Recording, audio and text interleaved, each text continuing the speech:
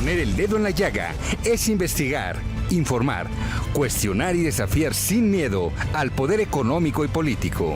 Enaltecer la cultura, la educación y la innovación para generar sociedades libres. Te invitamos a ser parte de este cambio, donde todas las voces se escuchan. Con Adriana Delgado. Muy buenas noches, soy Adriana Delgado. Quiero agradecerles por este año, por su preferencia, por acompañarnos en El Dedo en la Llaga Televisión. Agradecer al Heraldo Media Group por su confianza y apoyo. A lo largo de este 2023 contamos con la presencia de grandes líderes de opinión en el ámbito social, cultural, político, económico, deportivo. Y en este programa especial vamos a recordar algunos de los mejores momentos de estas maravillosas entrevistas que marcaron este año y donde pusimos el dedo en la llaga. Clara Brugada Molina, economista, activista social, política y primera alcaldesa de la demarcación Iztapalapa de la Ciudad de México. Además, reelecta en 2021. Vienes de una familia de lucha, de una familia de ideales. Margarita, tu madre, al morir tu padre, decide sacar adelante a sus hijos y se va a Chiapas, a San Cristóbal de las Casas. ¿Cómo es la vida de Clara Brugada a esa edad? Bueno, pues gracias, Adriana, por esta oportunidad de transmitir quiénes somos. Y sí, yo viví la infancia justamente aquí en la Ciudad de México, nací en la Ciudad de México. Me tocó una familia pequeña, somos 3 hermanos, mi padre, mi madre. Mi padre muere, mi mamá se hace cargo de la familia y siempre tuvimos como el gran objetivo de estudiar, de terminar los estudios y avanzar. En medio de toda esta circunstancia, tomamos conciencia de que en este país tenía que haber cambios. Me tocó vivir Chiapas en la década de los 70, en la secundaria y en la preparatoria. Y nos dimos cuenta de la gran discriminación que había hacia los indígenas. Yo me comprometí cuando terminé el 3er año de preparatoria y antes de regresarnos a la Ciudad de México a estudiar la universidad, me comprometí que tenía que vincularme con la población, ya sea regresando a una comunidad indígena en Chiapas o aquí en la Ciudad de México. Y eso fue lo que hice. Empezamos en la universidad, muy bien. Un grupo de estudiantes llegó de una colonia muy alejada a pedir que fuéramos a apoyarlos, los estudiantes, que diéramos nuestra solidaridad, clases sin ningún cobro, porque no había escuelas en una colonia de la Ciudad de México. Y así fue como me vinculé a una comunidad, me vinculé a Iztapalapa, siempre luchando a favor de la ciudad, siempre trabajando a favor de la ciudad. Y eso es muy importante y es lo que ha marcado mi vida. Es decir, no soy una política de café, no soy una política de partido, de la burocracia partidista. Yo vengo de un proceso de lucha comunitaria, de ir enfrentando a cada paso los retos para lograr mejoras para la población. Entonces, fui, por supuesto, y soy y me considero activista social, activista para la transformación y fui diputada local, federal, fui diputada constituyente. Es decir, hemos aportado y hemos trabajado para la ciudad, desde las comunidades, defendiendo el espacio público, defendiendo las áreas verdes, trabajando a favor de las mujeres. O sea, no es nuevo el tema de género, ni es nuevo la defensa de la ciudad y del espacio público. Tenemos décadas de trabajo. Y sí, yo sé cómo en esta ciudad y en este país, lamentablemente, todavía hay una actitud machista, ¿no? Es decir, que para que las mujeres estemos en algún cargo, tenemos que ser extraordinarias para ganarnos estos espacios. Así que también creo que es importante lo colectivo, una nueva forma de hacer política y no repetir los roles que generalmente se hace con la política, sino como mujeres, siempre de manera colectiva, con las comunidades colectivas, ahora se les dice. Y esto ha ayudado a saber que las decisiones que vamos tomando no es por un asunto personal, sino es, tiene que ver con un proyecto más grande. Esta ciudad, una parte la gobierna el PAN y otra parte Morena, que son los dos partidos que realmente se disputan esta ciudad. ¿Cuál es la diferencia de Morena con Clara Brugada? Bueno, primero, como decías, los resultados. Quiero decirte que en Iztapalapa hemos logrado bajar el 50% de la incidencia delictiva. Lo decimos tan fácil, pero ha sido una tarea muy importante. La parte de la ciudad que tenía en su momento un índice delictivo de los mayores, hemos logrado que baje el 50%. Yo dirijo todos los días el gabinete para la construcción de la paz y bienestar, que es el gabinete de seguridad, donde está la Guardia Nacional, donde está la Secretaría de Seguridad o la Policía Auxiliar. Todos los días revisamos cómo están los delitos, las estrategias que hay que hacer, cómo tenemos que bajar la incidencia delictiva. Todos los días. Es el primer rubro. En los lugares más difíciles. Hoy te quiero decir, a diferencia de muchas otras alcaldías, no estamos en el primer lugar de incidencia delictiva, estamos a la mitad, digamos, analizada por tasa, ¿no? Porque Iztapalapa, bueno, caben 4 o 5 Benito Juárez en Iztapalapa. Por otro lado, hemos logrado transformar el espacio público. Más de 500,000 de metros cuadrados los transformamos en unos grandes y preciosos complejos culturales, deportivos, recreativos, sociales para la población. Les llamamos utopías, porque somos de la generación de las utopías, somos de la generación de lo que nunca de lo es que posible hemos que querido, ¿no? ser, claro. De lo que hemos querido. Nosotros decimos, estamos haciendo utopías realidad en Iztapalapa. Algunos le llaman el milagro de Iztapalapa, de cómo se ha logrado transformar. Más de 100,000 personas acuden cada semana a las utopías. Yo recibí Iztapalapa con una alberca pública para casi 2 millones de habitantes. En 3 años construimos 12 albercas semiolímpicas. A nivel cultural tenemos más de 140 orquestas comunitarias, tenemos escuela de música, tenemos escuela de cine y fotografía en las utopías, tenemos una infraestructura deportiva tan grande, tan importante, que estábamos en el medallero en el número 6, Iztapalapa, subimos al número 3.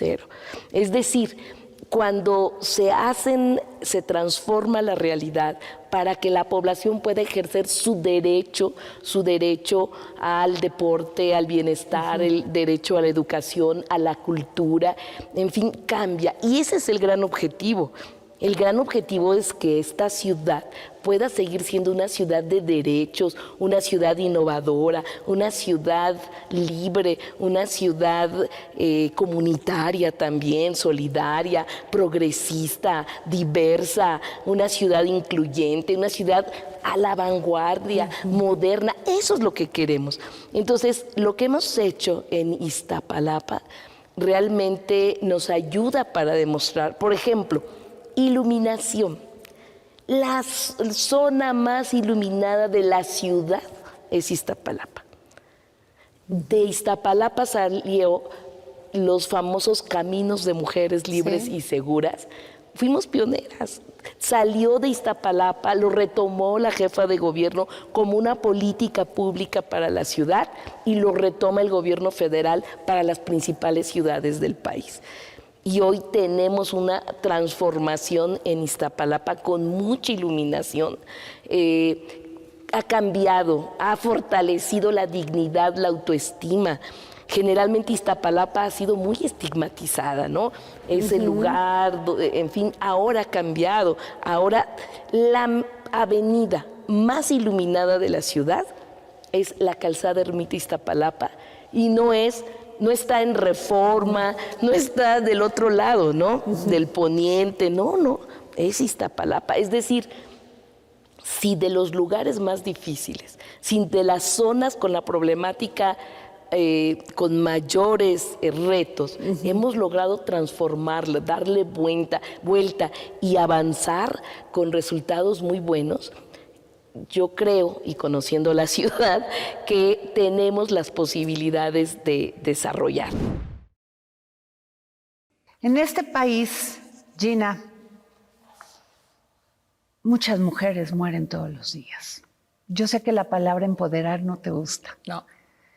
Sin embargo, a veces a mayor empoderamiento, por decirlo así, de estas mujeres, mayor feminicidios. No gusta todavía que las mujeres tengan una voz, se rebelen y digan yo puedo. Ahí están las cifras.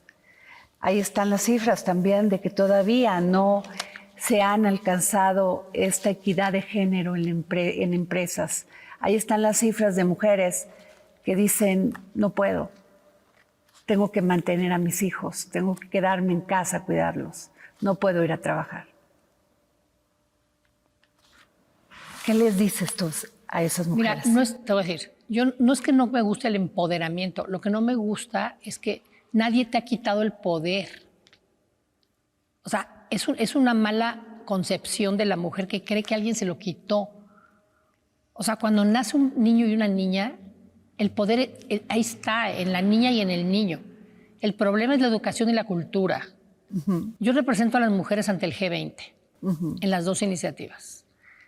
Cuando yo hablo con las mujeres de diferentes países miembros del G20, la inequidad está en el mundo entero, en diferentes niveles. En niveles más altos, más bajos. El problema para mí de la inequidad es la educación y la cultura.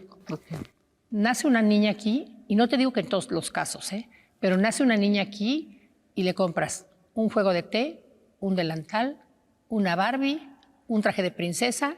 Hijo, ojalá y el rey venga un día por ti y te lleva a su castillo.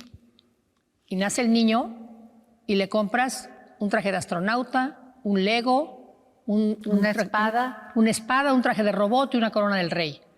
Si no haces nada en tu vida, ¿cómo se van a desarrollar estos dos seres humanos? Entonces, lo que hay que trabajar, papás y mamás, es en que les digas a tus hijos que son iguales en el sentido de logros y expectativas y que nadie les ha quitado este poder a estas niñas, que se adueñen de él y que con este poder pueden lograr lo que quieran en la vida. Nosotros en Dalia Empower, por ejemplo, no se trata de que estamos construyendo CEOs ni construyendo directoras generales. Estamos dándole a la mujer estas herramientas para que reconozcan su poder y decidan, oye, yo quiero ser ingeniera, oye, yo quiero ser CEO, yo quiero ser astronauta, pero ¿qué crees? Yo quiero ser ama de casa y yo quiero ser mamá, punto final. Y cuando yo tenga 60 años, voy a estar feliz de la vida que la decisión fue mía, no fue de mi mamá, de mi papá, de mi hermano, de mi esposo. Eso es el gran poder. ¿Me entiendes? El poder de decidir lo que tú quieras hacer en este mundo que estás aquí. La filantropía, Ay, Gina Díaz Barroso. Poca gente sabe todo lo que haces por ayudar a muchas fundaciones y estar presente ahí. Yo creo que es nuestra mínima obligación si tuviste el privilegio. O sea, ¿por qué yo nací donde nací? ¿Y por qué una mujer de mi edad nació en una ciudad perdida? En el Chiquihuite, por ejemplo. O en no sé dónde, en La Nesa o en Chiapas. Okay. O sea, ¿por qué?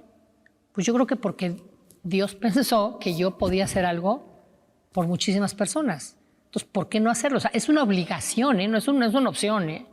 Es una obligación que me encanta. O sea, yo en 1990 hice mi primera fundación. Era Fundación DIARC contra el SIDA. Me preguntarás que por qué contra el SIDA, que si yo tuve un problema. No, nunca.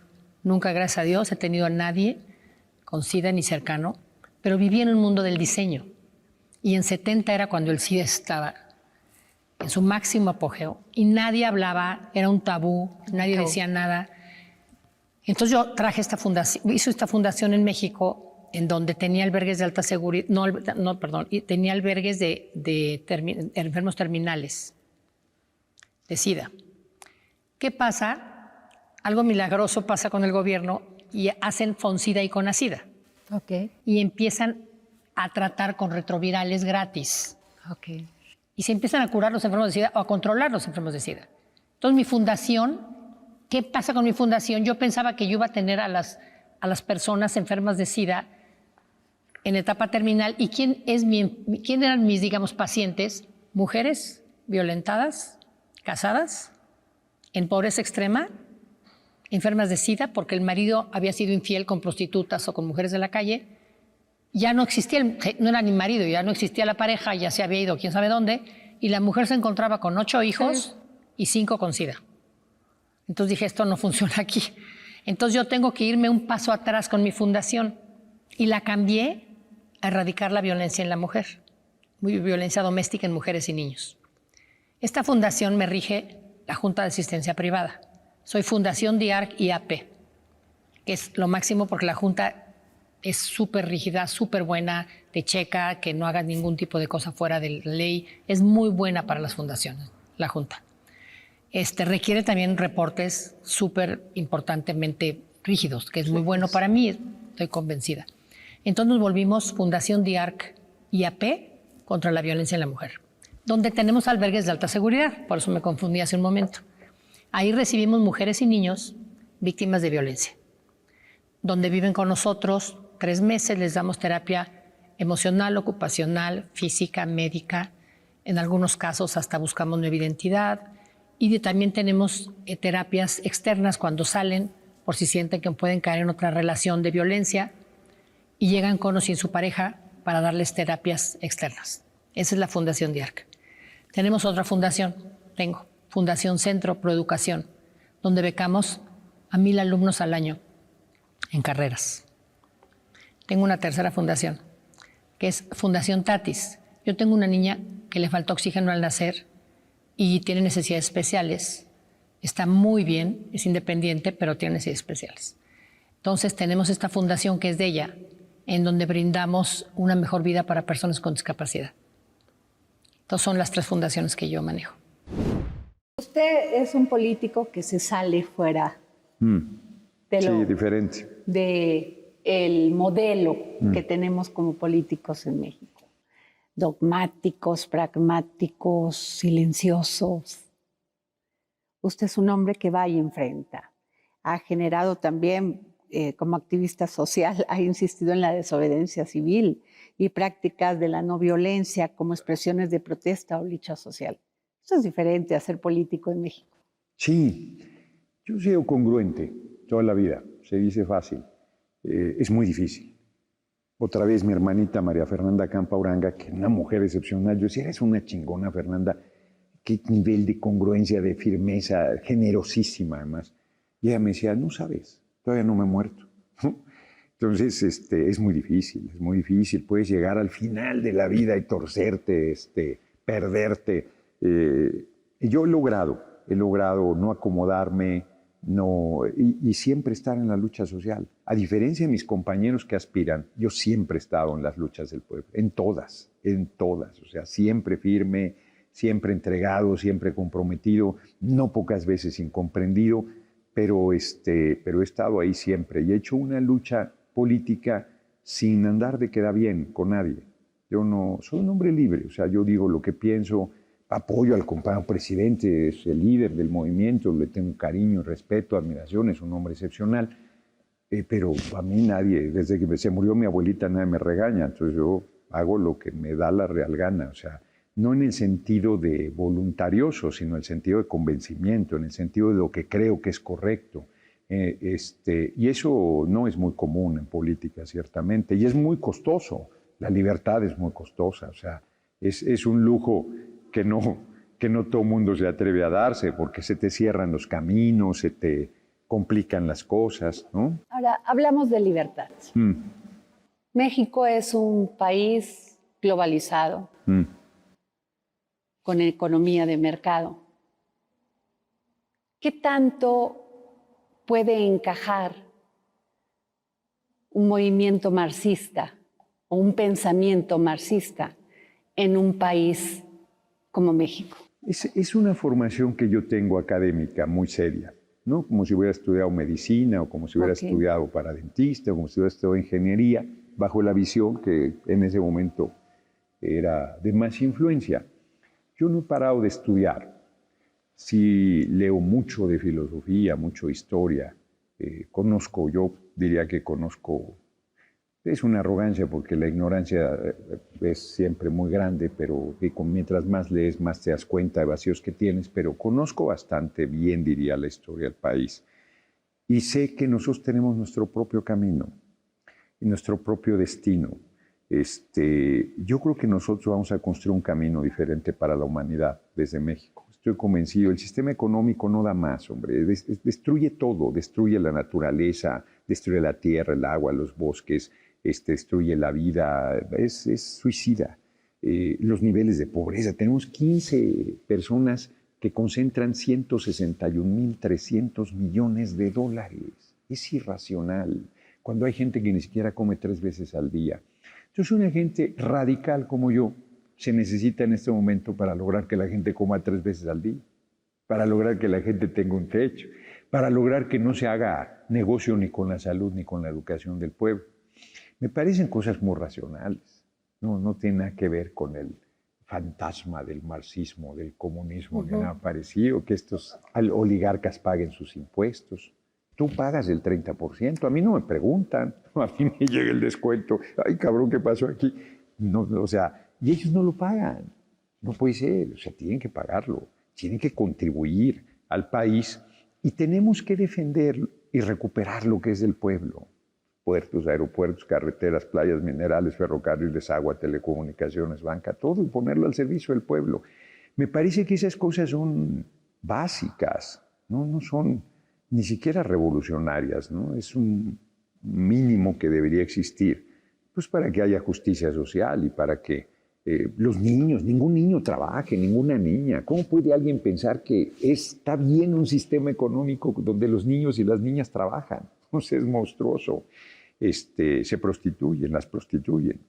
Está cabrón. Entonces eso lo tenemos que cambiar. Gente en situación de calle, eso lo tenemos que cambiar. Eso es a lo que yo aspiro, no estoy queriendo molestar a nadie, ni quitarle nada a nadie.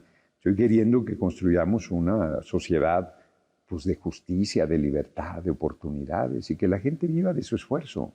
Porque quien construye la riqueza de este país, que es el pueblo trabajador, vive muy mal. Un porcentaje muy grande de él no come 3 veces al día, ni siquiera come 3 veces al día. Es infame.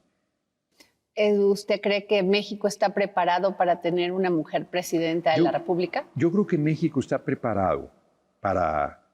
Fíjate, es que si lo plantean así, pareciera que estamos diciendo, sí que Claudia sea. Yo diría, pues México está preparado para un radical. Bueno, se la cambio. ¿Está preparado para tener a una mujer gobernando México? Yo creo que México está preparado para que cualquier ser humano gobierne con amor, con compromiso, con honestidad. Pues si es hombre o mujer, eso no tiene importancia, hombre. Hay una brutal discriminación contra las mujeres, abuso, atropello, violencia, pero sin fin y permanente. Yo soy el único político que pregunto en los mítines, a ver, ¿qué hombre ha sido agredido sexualmente por una mujer? Pues nadie. Las mujeres que nunca han sufrido una agresión, pues todas, todo el tiempo, toda la vida, y que peleo por su derecho a su libre sexualidad y a decidir sobre su cuerpo. Pero hemos avanzado en la parte política de la paridad, pero en la parte privada, en las empresas, que haya gerentes igual, jefas de departamento, no, eso no existe, hombre. En la parte privada, las mujeres del pueblo siguen siendo golpeadas, avasalladas, discriminadas, atropelladas, sin ni quien voltee a verlas. Ahí hay mucho por hacer. Entonces la pregunta tendría sentido en un país muy machista si efectivamente se aceptaría que una mujer fuera presidente de la República. Yo no creo que haya ningún problema en eso. Nosotros desde la izquierda, cuando el PRD era de izquierda y son los sepultureros del PRD, tuvimos dirigentes mujeres como Amalia García o Rosario Robles, que bueno, acabó como acabó, no porque sea mujer, pues simplemente es una política equivocada, que le dio la espalda al pueblo. Hoy si haces esa crítica ya te acusan de misógino y de violencia política de género. Pues esto es una patraña, o sea, se van al otro extremo. Pues se discute entre pares, entre seres humanos iguales y yo creo que cualquier persona, México está preparado para que una persona, sin importar si es mujer u hombre, encabece los rumbos de la nación. Eso yo no le veo problema. Pero fíjate, más yo te diría, ¿está preparado para un radical? Pues sí. Eso parecería más difícil. A una mujer como quiera, la aceptan, pero a un radical no. Porque la gente quiere la libertad, aprecia la libertad, pero teme la libertad. Y entonces una persona libre dirían, uy, pero nos va a llevar a aguas turbulentas. Estamos en aguas turbulentas. Es muy probable que Donald Trump sea el presidente de Estados Unidos nuevamente. Habrá que ser. Yo estoy convencido que no es un problema de si es mujer u hombre. Estoy convencido que el tema es que sea la persona que tenga el mayor respaldo popular. Okay. Porque si no lo van a tirar. Si al compañero presidente lo han querido tirar todos los días, ya lo daban por muerto hace una semana. Si va una persona débil a la presidencia, eso nos vamos a meter en complicaciones. Debe ser quien tenga el mayor respaldo popular, quien tenga esa candidatura. Cualquier otra decisión sería una irresponsabilidad. Este país ha estado gobernado por diferentes partidos, todos con un caso de corrupción. Se ve en las excesivas regulaciones en la burocracia que precisamente provocan corrupción. Sí, es algo que existe, no es nada más en nuestro país, pero efectivamente ha existido en distintos gobiernos. También ahora hicimos un estudio de la corrupción en las empresas. Y también se da ahí, no es nada más en la relación con el gobierno, sino de empresa a empresa. Lo cual fortalece la importancia de la formación en valores, de la insistencia, del compromiso de cada empresa y de cada persona para tener esta actuación ética, que es lo que nos ayude a cambiar. Puedo decir, en alguna ocasión, dialogando con jóvenes, les hablaba de la importancia de esta actuación ética y me decían, es que cuando uno empieza, pues ni modo, necesitas ser flexible. No, desde que empieza, cualquier emprendedor tiene que tener esa cultura de valores firme, sólida. Y entonces les platicaba yo que cuando empezamos la empresa hace 38 años, decidimos que había clientes que podían comprar nuestros productos y servicios siempre y cuando hubiera algún arreglo, alguna mochada, y clientes que comprarían por nuestra oferta de valor. Y decidimos que el primer grupo no eran nuestros clientes. Y entonces uno de los jóvenes me decía, pero entonces han perdido muchos clientes. Pues sí. Y me decía, pero entonces serían una empresa mucho más grande. Digo, eso no sé. No sé si seríamos una empresa más grande. Lo que sí estoy seguro es que no seríamos una mejor empresa. Y con esa convicción desde la fundación de que sí se puede en este país hacer negocio y tener una actuación ética, es que pues, llevamos 38 años trabajando así y además transmitiendo esta cultura hacia nuestros clientes, hacia nuestros proveedores. Y aunque parezca que es un pequeño granito de arena, esto va construyendo ese mejor México que estamos buscando. Pero el gobierno dice que los empresarios no se regulan solos y que la economía no se regula sola. Eso es cierto. Nosotros en Coparmex impulsamos un libre mercado, la competencia regula, pero tiene que haber leyes. Esto tiene que haber un límite. Y en ese sentido coincidimos con esta declaración del gobierno. De hecho, en Coparmex nos hemos hecho esta reflexión, porque antes pensábamos con que hubiera crecimiento económico se resolvía todo. Porque si hay crecimiento económico quiere decir que ha habido inversión, quiere decir que hay generación de empleo, y empleo bien remunerado logra que se distribuya la riqueza.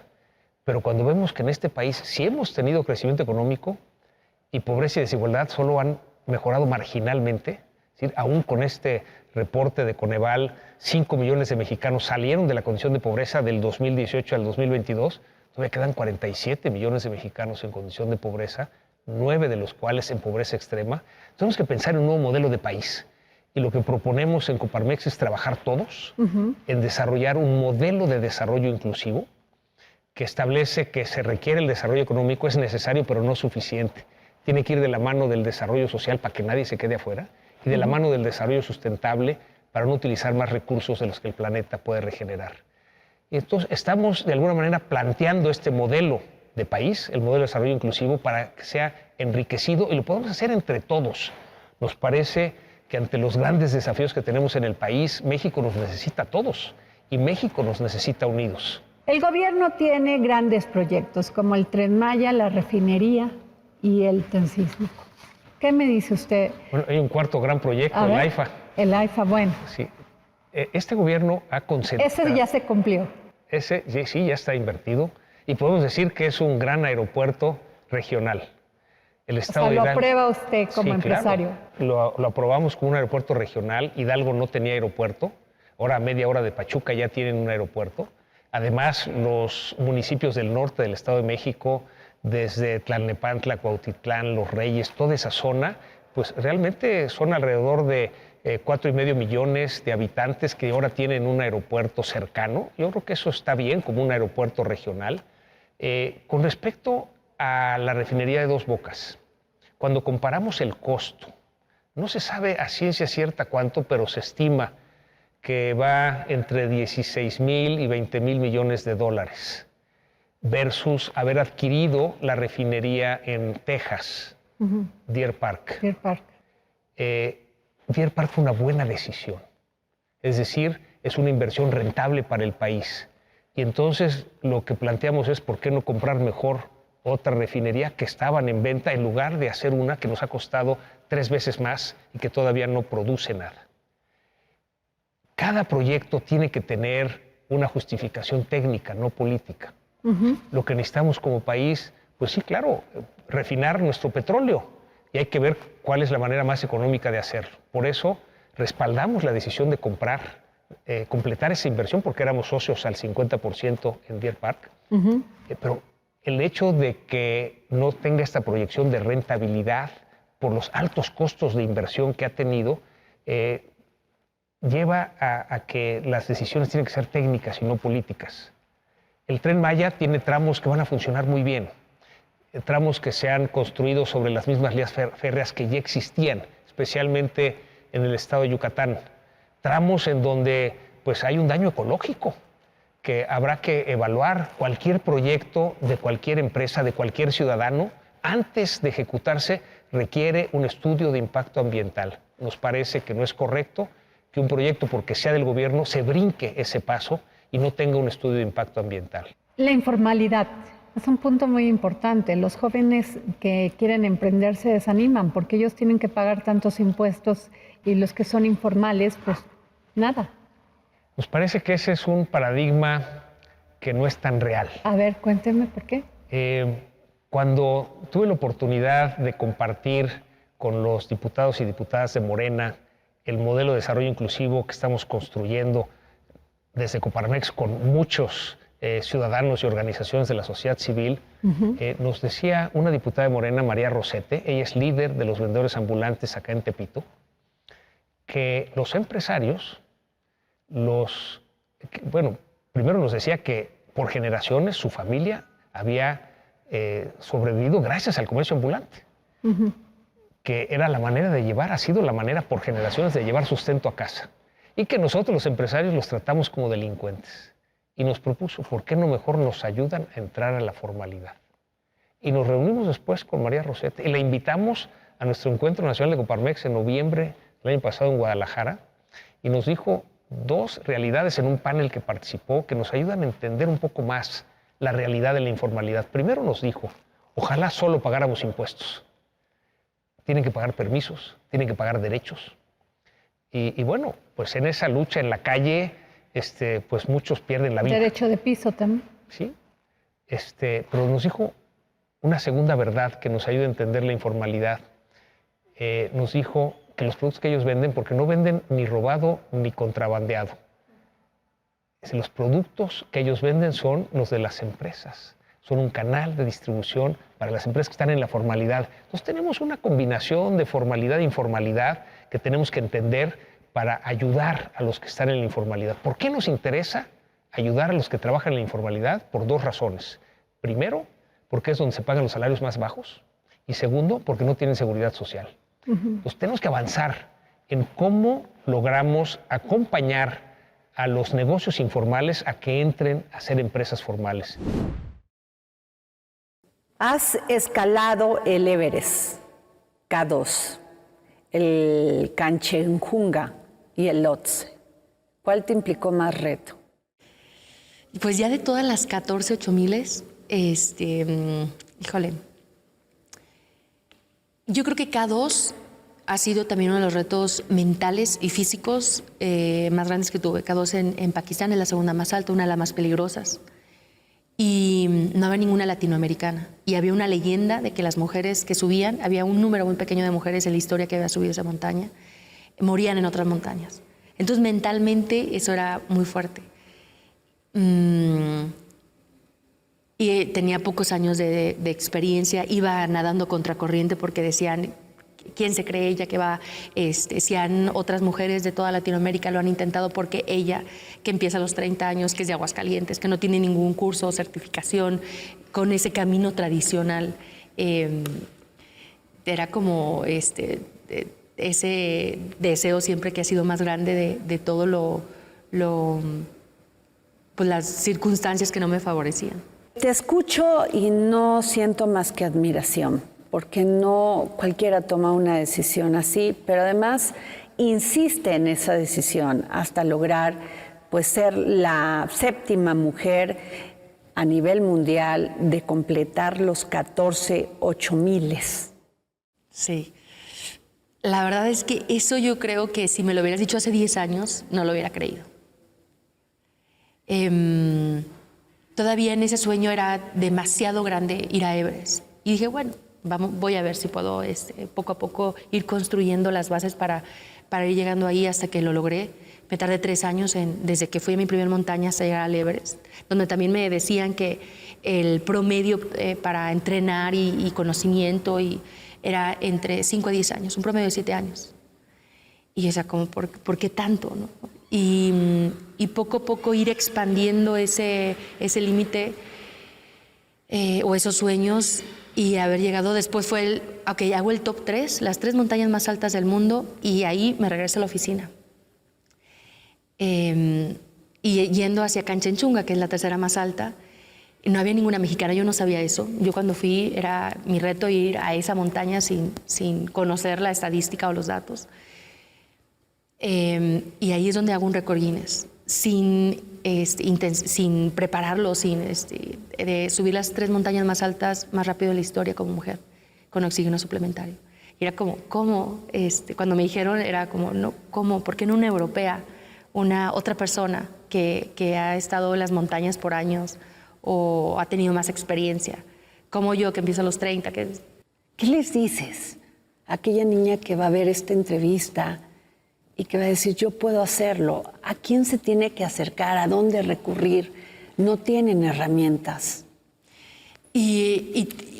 Bueno, estas generaciones tienen un reto muy grande que nosotros no tuvimos, que es la influencia de las redes sociales.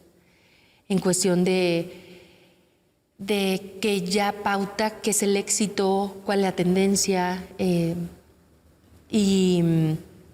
y es todo lo contrario, ¿no? En vez de buscar fuera cuál es el camino, es voltear hacia adentro y decir, a ver, ¿qué me gusta? ¿Qué quiero hacer? ¿Cuál es mi propósito de vida? ¿Qué vine a hacer? ¿No? Que esas eran las grandes preguntas con las que iniciábamos esta plática, de ese gran reto que es encontrar un propósito, una pasión. Y la pasión solo se encuentra intentando y atreviéndose a hacer cosas, escuchándose, qué es lo que hace que así como lo decíamos, que tu corazón lata más rápido. Y por ahí es.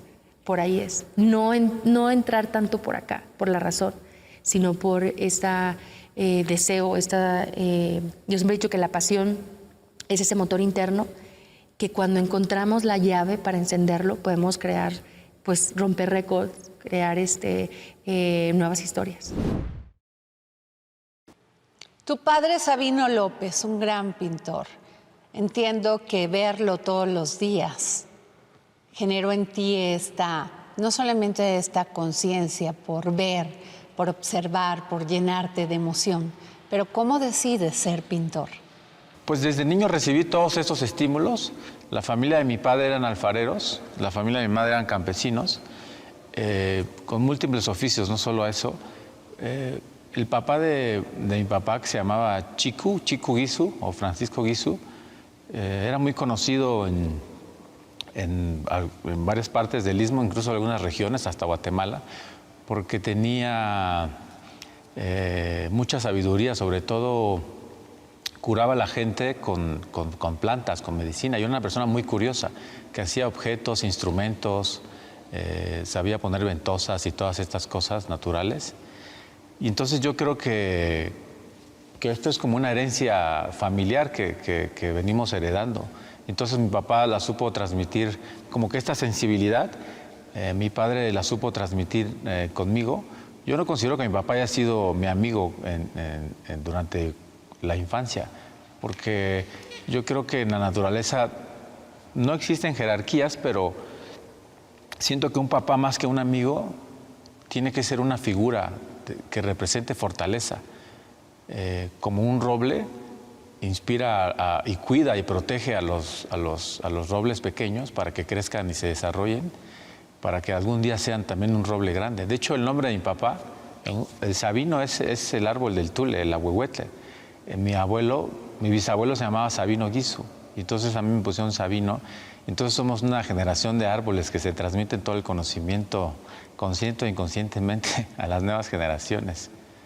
Así considero a mi familia, como una familia de árboles en Oaxaca o en el Istmo, en el mundo. Me llama la atención porque esta plática la iniciamos con algo tan que nunca me había puesto a pensar.